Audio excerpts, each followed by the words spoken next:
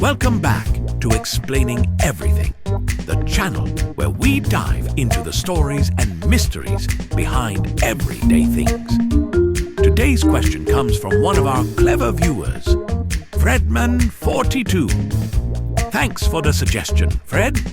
You asked, why do we call it a clock? If you've ever glanced at your clock and wondered who decided that's what we should call the thing that tells us we're late, you're not alone.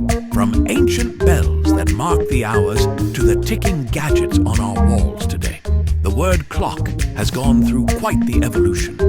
So, if you've ever been curious about how a simple bell sound became the universal name for timekeeping, stick around, because today we're winding back the gears of history to uncover why we call it a clock, right here on Explaining Everything.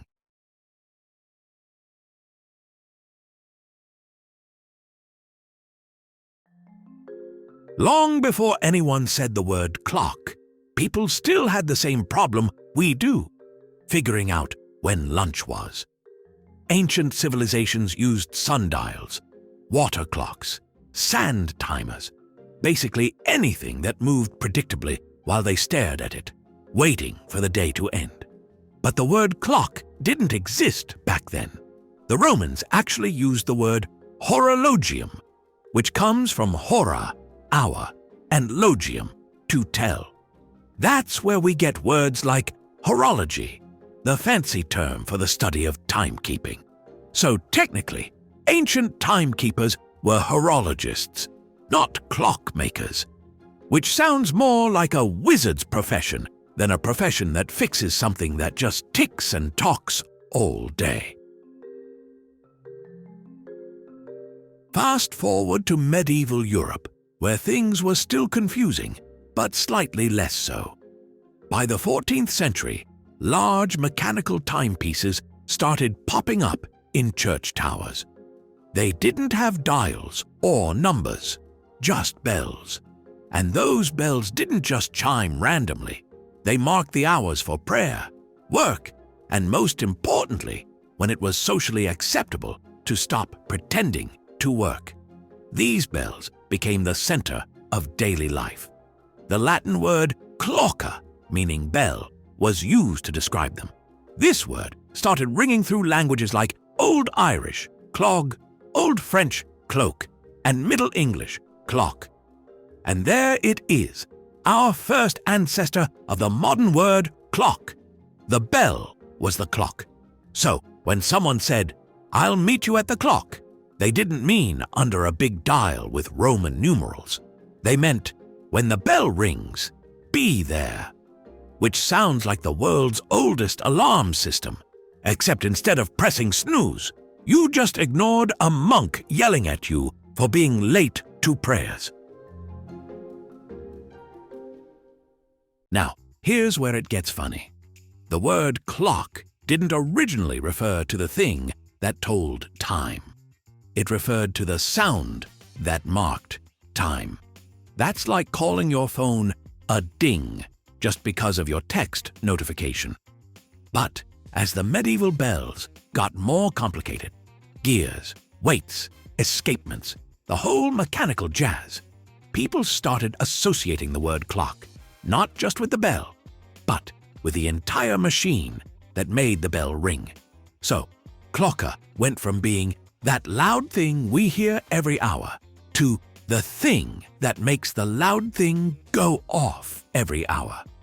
It's a linguistic upgrade, like when computer went from describing a person who did math to the machine doing the work instead.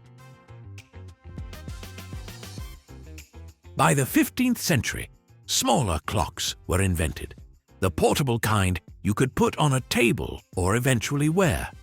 And since clock was already taken by the big guys in towers, English borrowed another word, watch, from the Old English wecken, meaning to keep watch. Makes sense, right? Monks kept watch over the hours.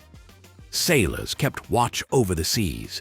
And now, people keep watch over their wrist when they're pretending to check the time during an awkward conversation.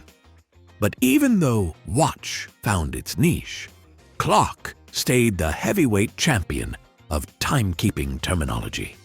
By then, the name was fully divorced from its original bell origins. The bell had metaphorically rung for the last time. Here's the thing. We could have stuck with the word horologe, which was a perfectly valid English term in the 1300s.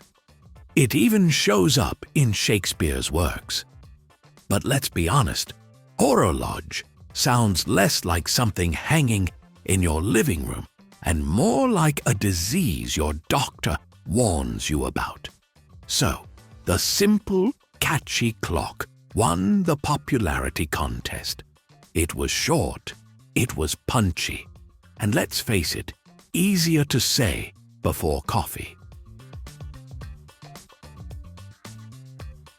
By the 1600s, the word clock had fully evolved to mean any time-measuring device, whether it chimed, ticked, or just sat there quietly, judging you for being late. The irony? The original clocka, the bell, isn't even part of most modern clocks anymore. We're surrounded by digital ones that don't tick, don't talk, and definitely don't clocka.